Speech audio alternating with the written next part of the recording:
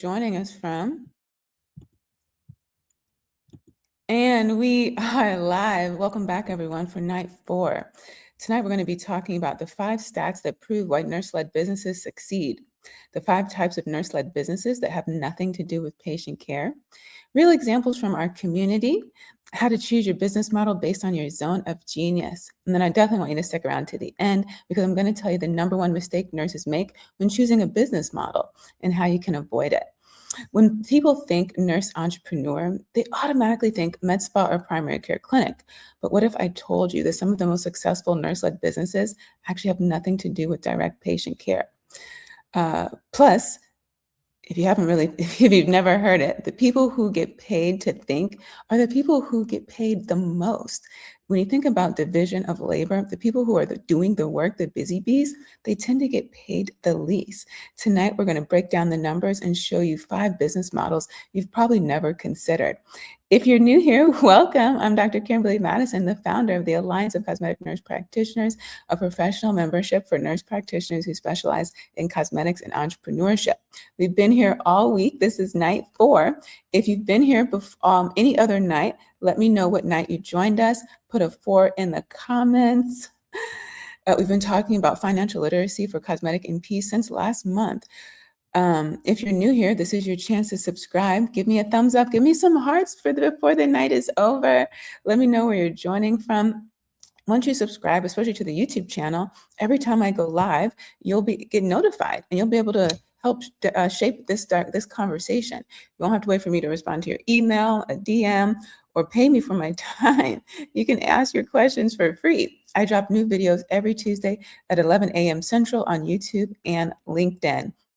And we talk about dermatology nursing education specifically as it relates to skin of color, business acumen, and digital fluency. Why do we even have all these conversations? Because one of the direct paths to financial independence and financial freedom is having your money work for you in your sleep. That's the whole basis of all these conversations that we're having.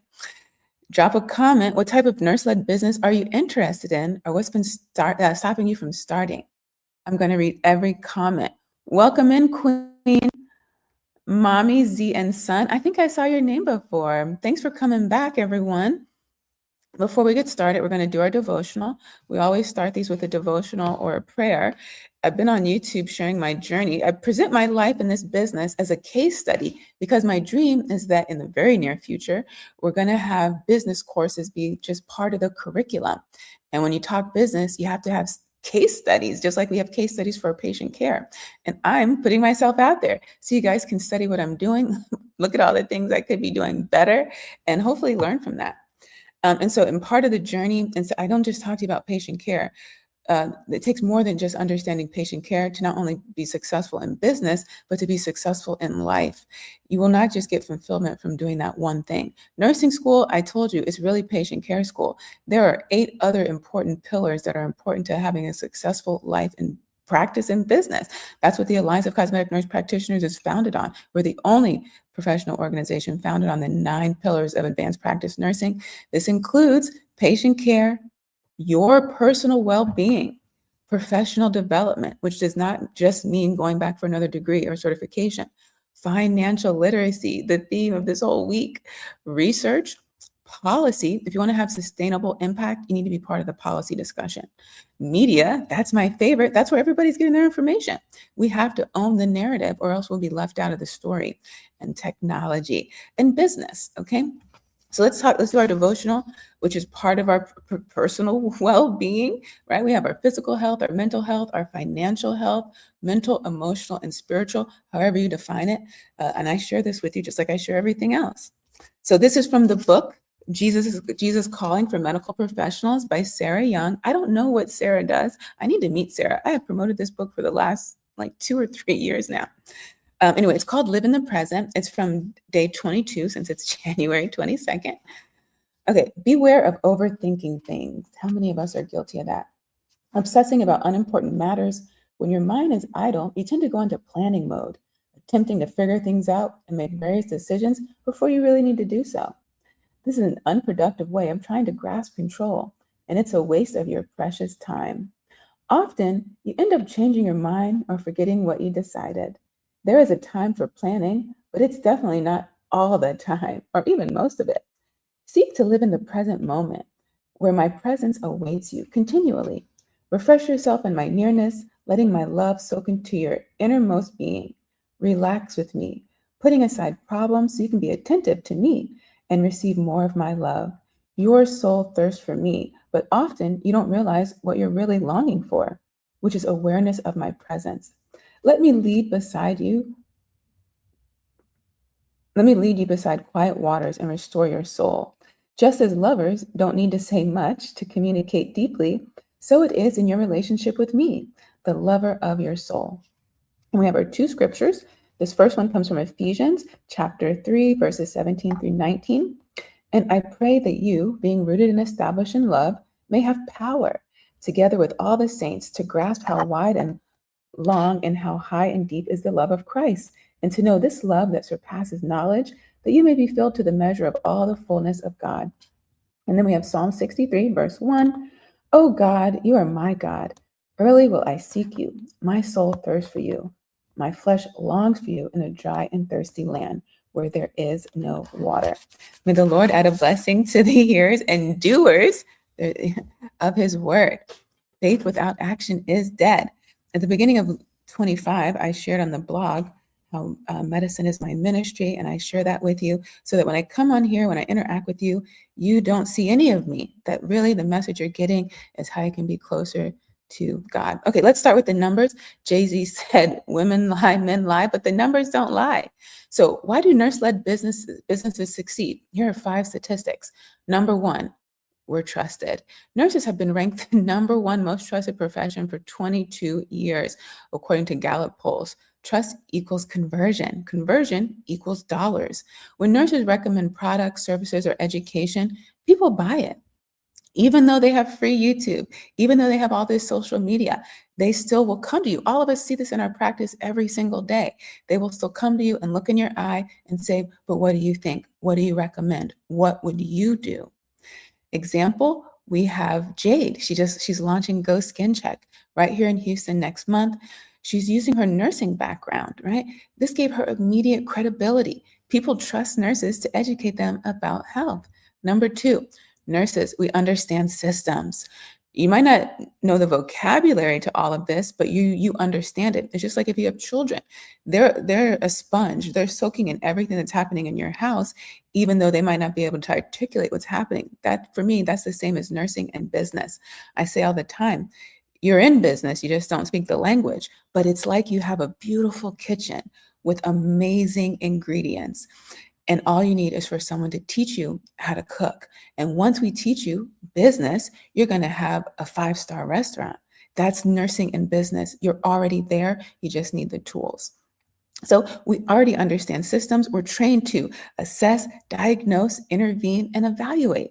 This is the nursing process 101. It translates directly into business. We identify problems because we're problem solvers, number 1, hands down. We develop solutions. We implement those solutions and we measure the results. After we get those results, we tell everybody about it. And we already think like entrepreneurs. We just don't call it that in the clinical setting. But entrepreneurship is problem solving, is figuring out how to do extraordinary things with very little resources. Number 3, we're adaptable. Nursing teaches you to pivot under pressure, how to manage crisis. These are life and death crises. And we work with very limited resources. No matter what setting you're working in, resources are always going to be limited. These are the core entrepreneurial skills. During the pandemic, we pivoted to telehealth, consulting, education, and content creation. And we didn't wait for permission. We just adapted. Stat number 4, we have insider knowledge of healthcare pain points. Nurses can line up right here and tell you all the problems that are going on. We see where the system breaks. We know what patients need and what providers are struggling with. That's insider knowledge that equals business opportunities. And I told you, we have access to human data. All your favorite companies, all the ones you're buying stock in, Apple, Google, Microsoft, these are basically data companies. One thing they don't have, human data. And you're never going to find that on Google either. The conversations we have, the things that we witness, you're never going to find that anywhere unless you put it in a book. But if you never open your mouth, all of that information dies with us. And, one thing I realized recently in nursing, and actually a lot of what we're going to try to uncover tonight, is nursing is more than taking care of the patient. I really want to drive that message home, because as soon as you decide you want to do something else, you say, oh, I'm stopping nursing. How do you stop nursing? It's already part of how you think. You're just going to have a nurse slash business. I met a lady when I went to Dr. Rabiu's graduate pinning, her DMP pinning. And she was like, oh, I'm leaving nursing. I'm going to go into, I think she was doing taxes or financial advising. I said, no, girl, now you're going to be targeting all those 5 million nurses as a financial advisor. When I need a financial advisor and I have 5 options and I find out one of those 5 options is a nurse, guess who's getting my money? That's it, plain and simple. And because we do more than take care of patients, you can serve us in every single capacity that allows us to live fulfilling lives. So don't count yourself out of nursing, because nursing is more than taking care of the patient.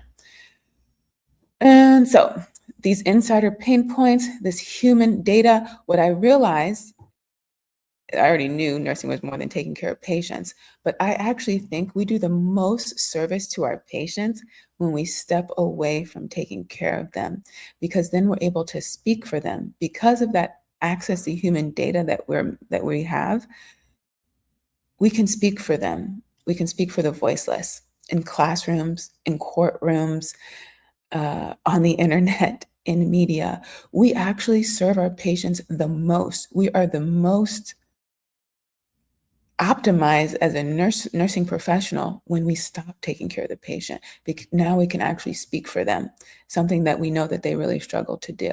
And so I actually think that is the greatest service, is actually speaking up for the patient and being their greatest advocate. So we have this insider knowledge. We understand healthcare pain points. We know where systems break. Example, Mahogany Dermatology, nursing education and research. The whole reason we exist is because I saw the gap in dermatology nursing education when it came to skin of color, business acumen, and digital fluency. I lived that pain point, and so I built a solution. Stat number 5, the market is huge. It's as huge as we are. There's 5 million of us in the market. Healthcare is a $4 trillion industry. We're positioned at every point in the patient journey. There is no point in the patient journey from the time they're born to the time they die, to the time they enter a facility, to they leave it, they go to rehab, they go home, they go to hospice. There's a nurse at every point of that. Any business that solves a healthcare problem has a built-in market of millions of potential customers. That's you. You're both the customer and you're the builder. I told you, we have problems too. We're patients too. Help us. You're burnt out from taking care of patients. You can take care of us. You can have a business that helps us show up every day. Now, let me show you the 5 types of nurse-led businesses that have nothing to do with direct patient care. And look, the thing is, I think, like I told you yesterday, when we talk about nursing and we compare it to being a football player, there's a part of your life, a part of your practice where being in the game is the most exciting thing. You want to have all these experiences. You're looking for all of that. But the longer I do this, I personally feel like it has a time limit. And I think you can have the most longevity when you have a hybrid model, right? And it's going to look different for everyone. But it's like some of your time is spent taking care of patients, and the other time it's maybe speaking up for those patients or doing something else entirely different. But I think when you have that hybrid model, it allows you to have more longevity, have a little bit more fulfillment, avoid some of that burnout, and maybe even show up for work excited. If you agree, put hybrid in the comments. And what does that look like for you?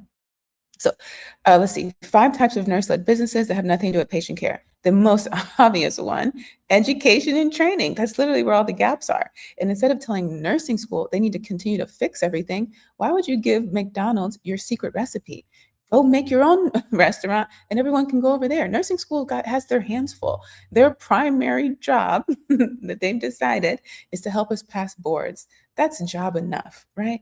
Let them do that. Let them continue to specialize in that. You see another problem or a gap, you fix it. Let that be your business model. So the first one is education and training. And this could look like so many different ways.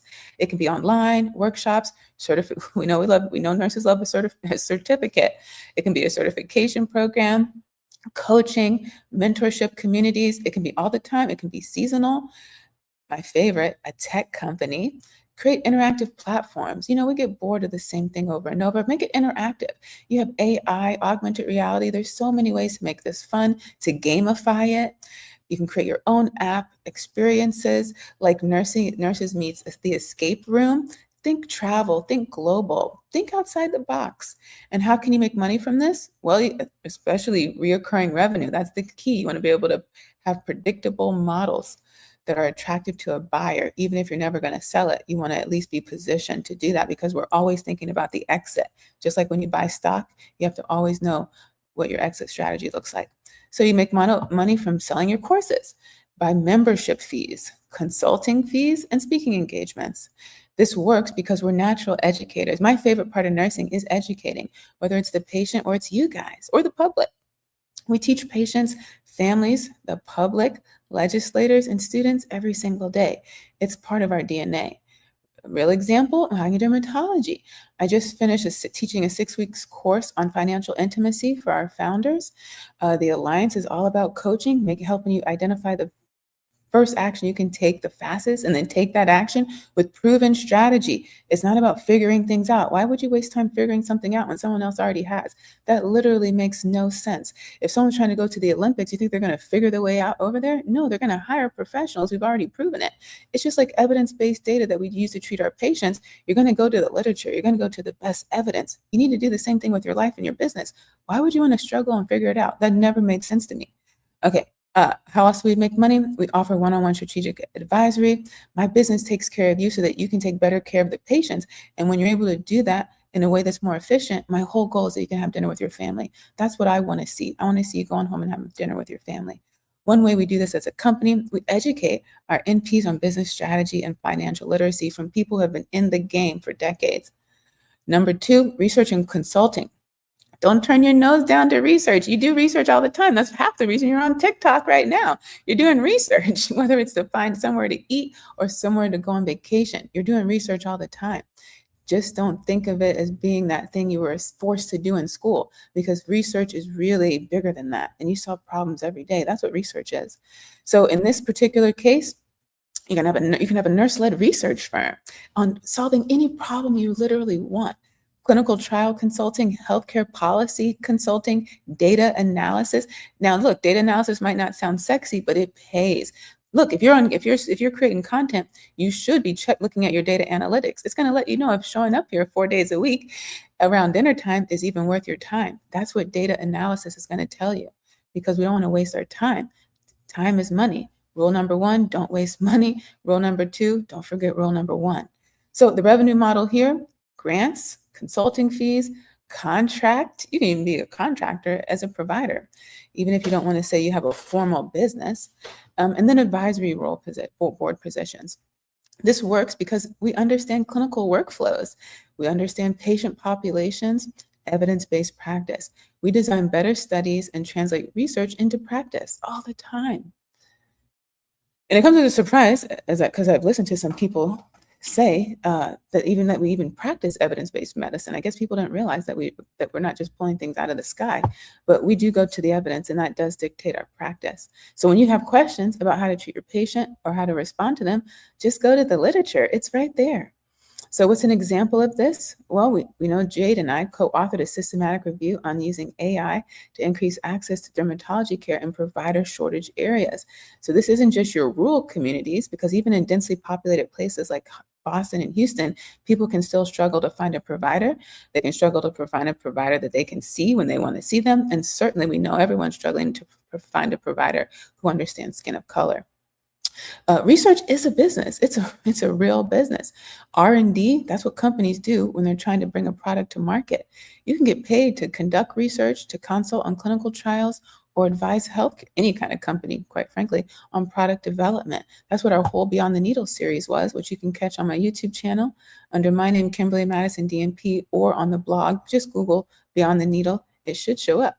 Okay, for number 3, we have our content creation and media. Everyone's getting into media because it's free. This is how you get your message out to many people. This is where the people are. You got to go where the people are. You go in your town, you go to the gym, you go to the 5K, you go to the health event, you go to the church. The people are in media. So this is a place you can go and you can get your message out there. This can be anything from podcasts, YouTube channels. LinkedIn is huge if you're trying to reach other businesses. If you have a B2B model, that's my favorite, business to business, because businesses need help, just like people need help.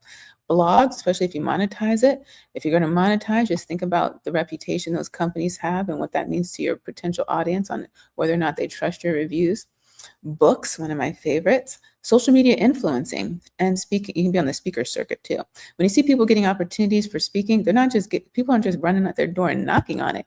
They're positioning themselves out there. They're putting themselves out there, and people are noticing them. That's it. Our lives are just as busy as yours. When I'm trying to find someone, I open the app. Whoever pops up first, guess what? I reach out to them. If they don't pop up, I don't know they exist. I don't know what they do. I don't know what they talk about. You have to tell people what you do, what you want to talk about. Just put it out there today. You start saying it, we'll start believing it. So how do you make money from this? Sponsorships, ad revenue, affiliate marketing, book sales, and speaking fees. And it's not as passive as it might seem. I hear a lot of people just today, someone was saying, and a lot of people say this, I taught myself on YouTube. That's not true. They taught you, because when you think that you taught yourself, you discount the time they spent, the IP that they gained, the editing, the money that they poured into it, the planning, all the time. So that when you do that, you think it's super easy for you to do that. And you can get a little bit overwhelmed. And then you miss out on the opportunity that social media allows you to have a platform. So you can't really say you taught yourself, because someone else showed up and they gave you their time. They gave you their intellectual property. And then this narrative on being self-made, it's a false impression. Nobody is self-made. You cannot hire yourself. You cannot sell yourself your own home. You can't give yourself your own opportunity the way someone else can give you an opportunity. So when people say they're self-made, I think it's a false impression, because then it tells other people they don't need to ask for help. And the one thing we want you to do is ask for help. I don't want you to do this by yourself. There's no point. There's no reason. I was one of my favorite bodybuilders. She's about to do this race called High Rocks, and she's a bodybuilder. She won Miss Olympia. You could think, okay, she doesn't need any help, but she's doing this new thing for the first time. And instead of figuring it out herself, she hired someone who's exceptional already. She's her coach. Brilliant model. She has a lot of money. She has a lot of expertise. And even she realizes she needs help, because who wants to sign up for something and not win? So you hire someone who's already proven that they know how to win. Okay, real examples of how this content creation can work. Well, why it works. First of all, nurses, like cops and like the military, we have stories for days. We have expertise, and we already have built-in credibility. Media companies pay for that. Brands pay for access to nursing audiences. Real examples? Oh man, I wish I remembered your name. She's on Instagram.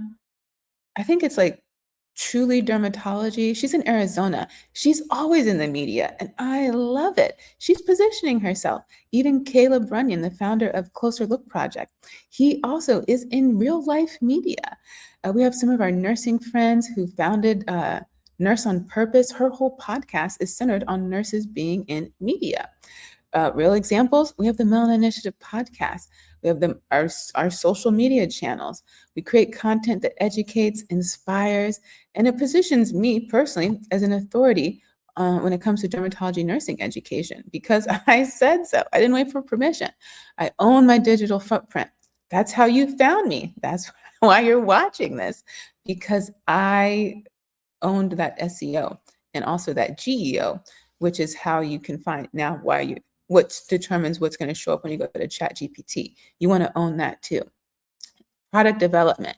This is anything from medical devices, health tech apps, skincare lines, that's everybody's favorite, wellness products, medical equipment. Really, the list is honestly, it's endless, especially when you consider what patients need as well as what clinicians want. The list is literally endless. Revenue model here, product sales, licensing deals, distribution agreements, and equity in startups. This works because we know what works and what doesn't work in the clinical setting. We can design much better products because we've because we've used bad ones. And if you're trying to build a product without a nurse at the ideation phase, that means before you ever touch any material, you're gonna set yourself up for success. Don't build it, get the prototype, then get it all manufactured and distributed, and then train the user, the nurse. They're going to figure a workaround. Wouldn't it have been a lot easier and cheaper and more effective? They're probably going to brag about your product if they would have been part of the building of it. Real examples, we have nurses who develop wound care products, ergonomic medical equipment, patient education apps, even those green caps that go on central lines. A nurse developed that. Telemedicine platforms, you don't have to manufacture the product yourself. You can consult on design and get equity or royalties. Someone wants to build something, but they need insider knowledge. That means they need you. And number 5, business operations and strategy. This is my favorite one. So this is what this means. Healthcare operations consulting.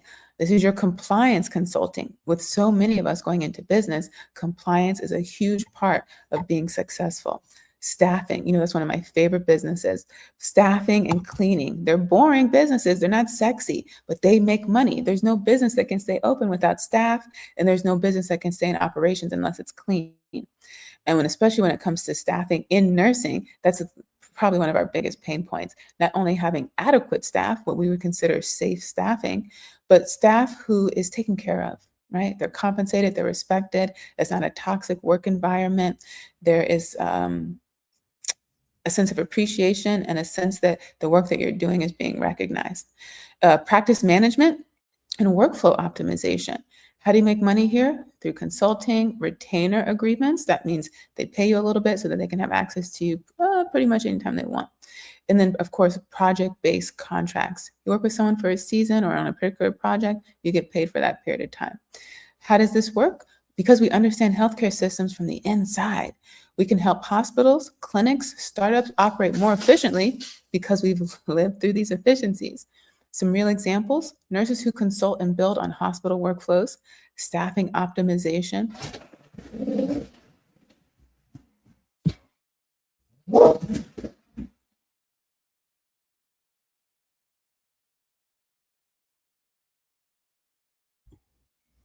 Literally every night. Hi, Alexa. Thanks for being here.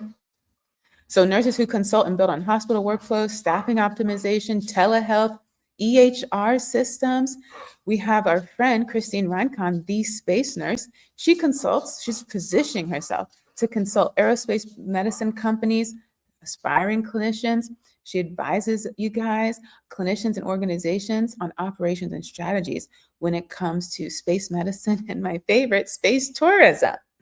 So let's look at so we can go a little bit deeper into some of these examples. Christine Rincon, we've brought her to you on the Mel Initiative podcast. She's even one of our contributing authors on the Mahogany Dermatology nursing blog. Did you know there was a connection between dermatology and space medicine? I didn't either, but she found it. I'm telling you, you can find any niche you want. So her business model is aerospace medicine consulting for big organizations like NASA, as well as aspiring clinicians who are looking for something unique and different. And she's helping you guys get your foot in while it's still being built. So she consults, she offers courses, and she's built a community. She actually was just on a podcast this week. I don't know if it's already out, but I know they recorded it. And of course, researching on medical protocols and policies for space travel. How does she make money? Consulting fees, speaking engagement, and content creation. How many patients does she take care of doing this? 0. She's leveraging her intellectual property in a space that's not saturated. Example number 2, Caleb Runyon. He's a family nurse practitioner. His business model is education and content creation. He focuses on skin cancer prevention education, public speaking, community outreach, and social media content. How does he make money? He builds towards sponsorships, partnerships. He's in a position to get grants, and he even has a merch store. He's creating courses, certification programs, and he's just getting started. Shout out to Caleb, who is out there in Colombia living his best life. How many patients does he take care of with his business model? 0. He's a family nurse practitioner, but building an education business. And always looking for partners. Hit up Caleb. He's the founder of the Closer Look Project, which trains how does he phrase it? Beauty professionals. So like your stylist, your tattoo artist, pretty much everyone else out there in the industry who takes care of people, but they're not necessarily clinicians, but they interact with the public at a much higher rate than we do. They have sometimes more trust than we have.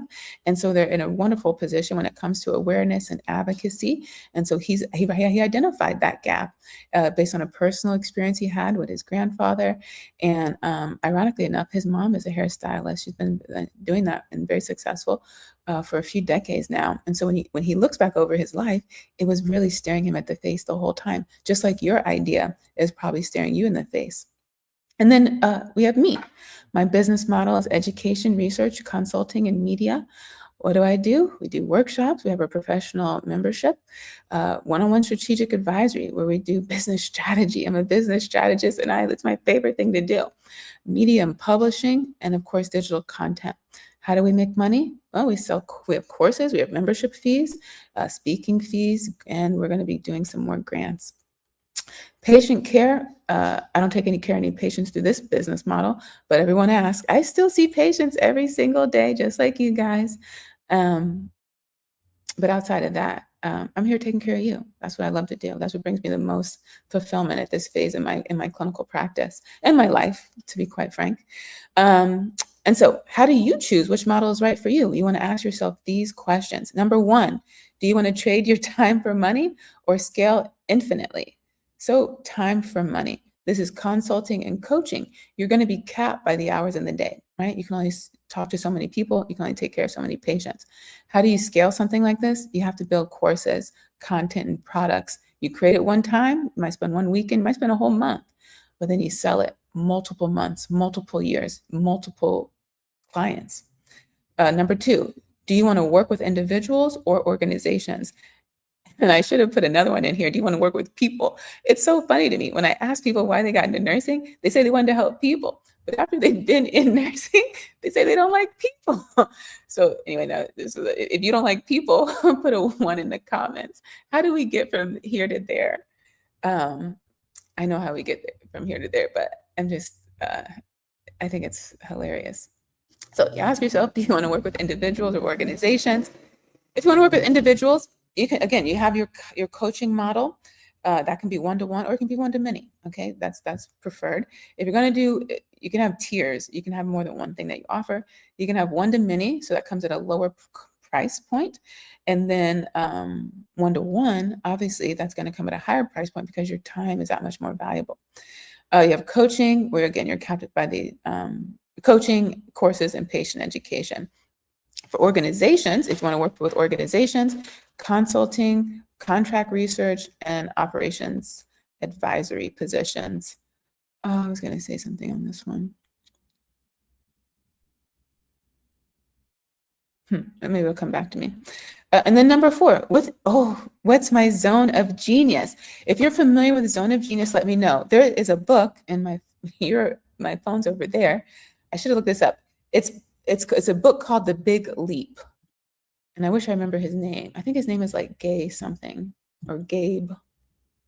I'm going to do this quick. This is a wonderful book. If you've never heard of The Zone of Genius, yes, it's The Big Leap by Gay Hendricks. Yeah. I highly recommend. Okay, first, of course, the first book I recommend is Key Person of Influence. That's going to tell you how to move, what decisions to make. But and actually, you know what? Maybe you should start with The Big Leap so that you have an idea on like a focus, and then you can read Key Person of Influence because that's going to tell you how to carry it out. So make sure you go check both of those books out, and after you read them, let me know. They both come in audio format, which is what I recommend for all my busy clinicians because your life's too busy to crack open a book. But if you have time, crack it open, but don't let having to sit down and hold a book hold you back. Okay, your ears are free, even though your hands might be busy. So, what's your zone of genius? Could be teaching, right? Education, business. And think broadly. There's so many people you can teach. Writing, this would be content creation, books or blogs, systems, operations consulting. It doesn't sound sexy, but you might be much better at this than you think. Innovation. This is literally just coming up with ideas. If you're a person of a certain age, they call this MacGyvering, right? You still might hear it in nursing, but really it's innovation, which is a specialty in nursing. There's even courses and certification programs on nursing innovation, which is where you also will get your pitch competitions and your hackathons. That's where it's kind of like Shark Tank, basically. I'll just sum it up like that. And then research, my favorite. You can do your clinical trials, your systematic reviews. You want something out there on the market, you do some research. Someone else wants something out there, and you make it happen through research. The number one mistake that nurses make when choosing a business model, you already know it. Just trying to do all of them at once. We say, I'm going to create a course and launch a podcast and write a book and start a coaching practice and develop a product. And then we get overwhelmed, just like we did at work. And then we launch nothing. We get burnt out, sometimes even before we get started. What I want you to do instead is just pick one model, build it, prove it works, prove that you like it, that you can be obsessed about it, and then add the second one. And the rule of thumb, I think I must have heard this when I first decided to do this. This thing that I'm doing right now with my life is that it takes about 2 years to really get traction. So, and even in the podcast space, they say you have to wait till you do 100 episodes before you can even start to measure. And someone else said, let's say you have an idea and you put it out there, until 1,000 people have interacted with your idea, you can't even say whether or not it's working yet. So that's where the consistency and persistency comes in.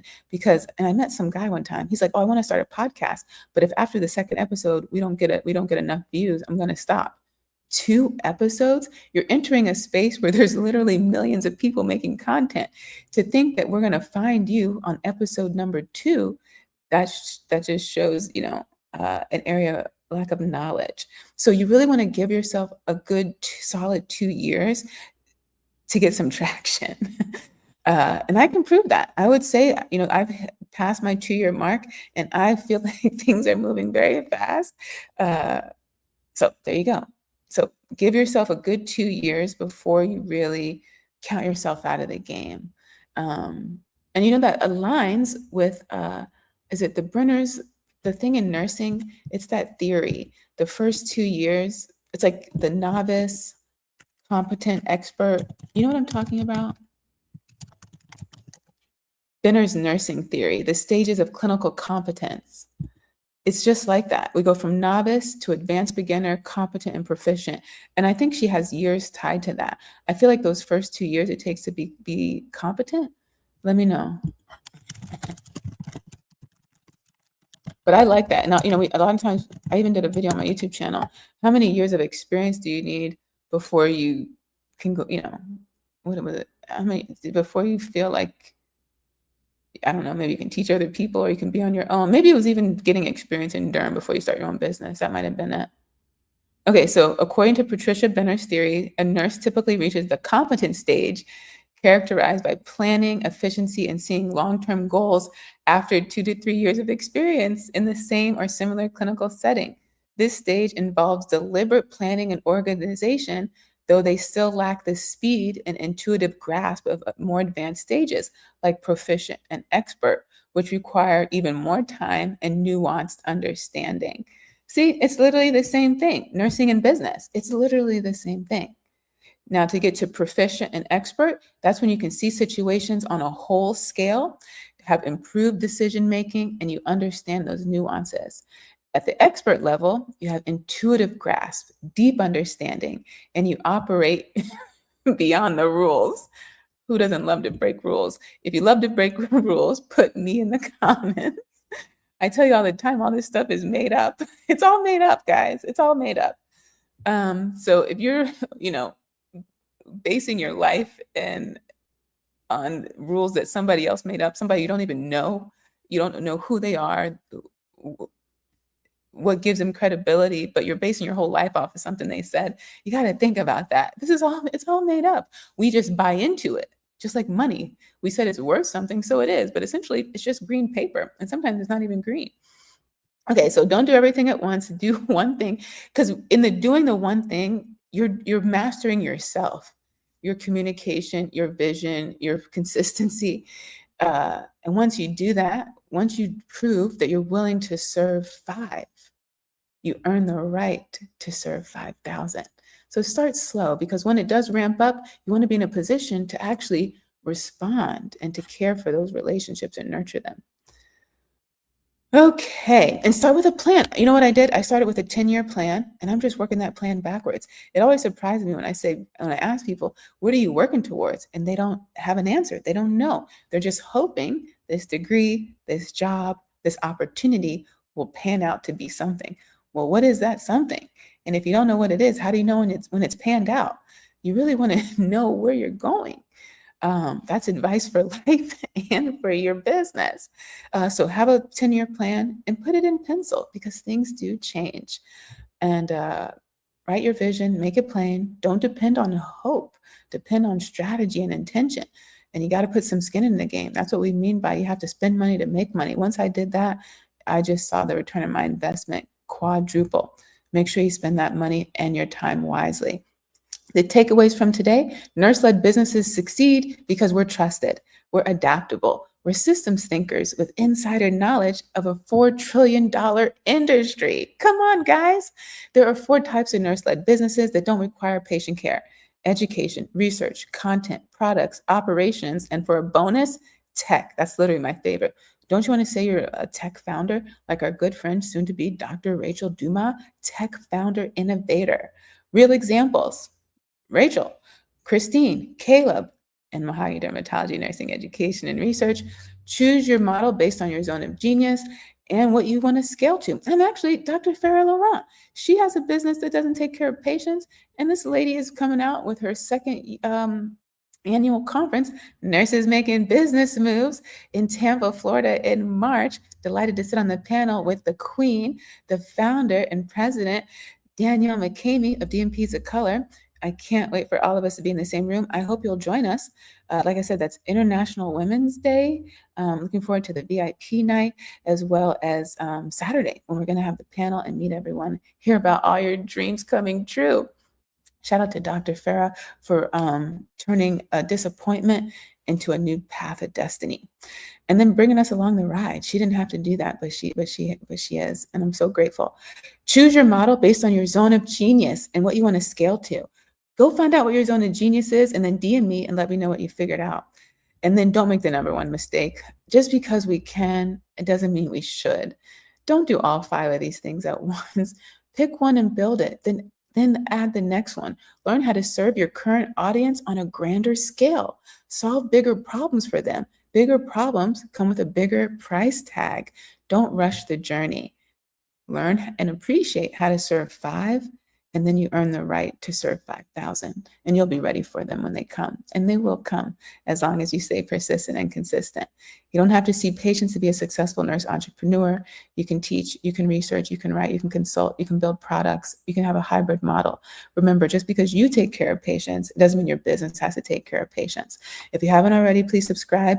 Follow me on YouTube, LinkedIn, or wherever you're watching this, and share this content with one person who thinks the only thing that they're good at is taking care of patients. Remember, if you want a guide, a mentor, a partner to take this next step in your life and your practice, then consider joining and applying for the Mahogany Dermatology Nursing Internship for 2026. That application closes this Saturday, January 24th at 11:59 p.m. Central Time. Depending where you're watching this, I have the link in the description box. You can Google it, because I own my digital footprint, which is what I want you to do. Or you can just head over to the Mahogany Dermatology blog, and you can see all the details about the internship and get the link to apply. You can watch yesterday's live where I talked all about it, and you can watch that replay on YouTube or LinkedIn. and under the live tab, because I always record live because I want to be here talking to you guys. I thank you all for being here. I really appreciate it, especially those of you who came 4 nights in a row. We'll be back one more night tomorrow to cap off our week. You need to make something up that brings you millions. Oh my gosh, hi. I'm so glad you're here. I miss you so much. Um, yes, thank you all for being here. You need to make up something that brings you millions. You have yes, you know what? We need to consult so you can you're sitting on millions right now, my friend. Dr. Patrice Kiesling, another DNPs of color. We are literally everywhere, and one of my hiking buddies. Okay, everyone, I thank you all for being here. I hope you have a wonderful night. And remember, just because you take care of patients, it doesn't mean your business has to take care of patients. I'll see you tomorrow, same time, same place.